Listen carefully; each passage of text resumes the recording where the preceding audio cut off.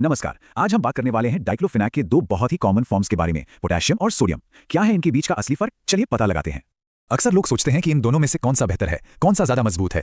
तो चलिए आज इस कंफ्यूजन को जड़ से खत्म करते हैं। देखिए, सबसे पहली और जरूरी बात तो ये है कि डाइक्लोफेनाक पोटेशियम हो या डाइक्लोफेनाक सोडियम, दवा एक ही है। ये एक non steroidal anti inflammatory drug है जिसे हम NSAID कहते हैं। इसका काम है उन केमिकल्स को रोकना जो शरीर में दर्द और सूजन पैदा करते हैं। तो फिर सवाल उठता है कि असली फर्क है कहाँ।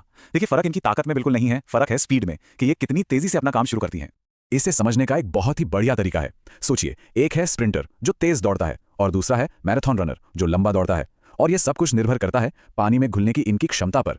डाइक्लोफेनाक पोटेशियम पानी में ज्यादा आसानी से घुल जाता है, जबकि सोडियम थोड़ा कम, और बस यहीं से सारा खेल बदल जाता है।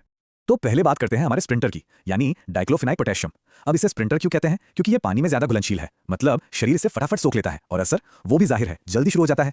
और ये जो असर दिखाने का टाइम है ना, उसमें जमीन आसमान का फर्क है। डाइक्लोफेनाक पोटेशियम को अपना पीक इफेक्ट दिखाने में सिर्फ आप सोचे 30 से 54 मिनट लगते हैं, वहीं डाइक्लोफेनाक सोडियम को 2 से 4 घंटे तक लग सकते हैं। कितना बड़ा अंतर है ना। और अब आते हैं इसके दूसरे साथी पर, डाइक्लोफेनाक सोडियम, हमारा मैराथन रनर। ये धीरे धीरे काम शुरू करता है, लेकिन इसका असर काफी देर तक बना रहता है, मतलब ये एक अलग तरह की जरूरत को पूरा करता है। तो ये जो स्पीड का फर्क है ना, इसी से तय होता है कि कौन सी दवा किस तरह के दर्द में काम आएगी। ये सिर्फ तेज या धीरे होने की बात नहीं है, ये सही काम के लिए सही दवा चुनने की बात है। हमारा स्प्रिंटर यानी डाइक्लोफेनाक पोटेशियम उन हालात के लिए एकदम परफेक्ट है जहां अचानक तेज दर्द से फौरन राहत चाहिए। जैसे मान लीजिए अचानक से सिर दर्द उठा, या दांत में दर्द हो गया, या फिर खेलते हुए कोई चोट लग गई। और वहीं दूसरी तरफ हमारा मैराथन रनर डाइक्लोफेनाक सोडियम उन बीमारियों के लिए बेहतर है जो लंबे समय तक चलती हैं, जैसे गठिया या आर्थराइटिस। यहां आपको लगातार लंबे समय तक दर्द से आराम चाहिए होता है।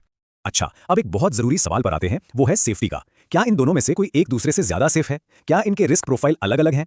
एक सवाल जो बहुत बार पूछा जाता है वो ये है कि डाइक्लोफेनाक सोडियम में सोडियम लगा है, तो क्या ये हाई ब्लड प्रेशर यानी हाइपरटेंशन के मरीजों के लिए खतरनाक है? इस पे जो जानकारी है वो बिल्कुल साफ है। डाइक्लोफेनाक सोडियम में जो सोडियम की मात्रा होती है वो इतनी कम होती है कि हम रोज के खाने में जो नमक खाते हैं उसके सामने वो कुछ भी नहीं है, मतलब ना के बराबर। सच तो ये है कि सेफ्टी की जो वार्निंग्स हैं वो दोनों के लिए एक जैसी हैं, बिल्कुल वैसी ही जैसी बाकी NSAIDs के लिए होती हैं। चाहे वो दिल से जुड़ा रिस्क हो या पेट से जुड़ा, दोनों में खतरा लगभग बराबर है।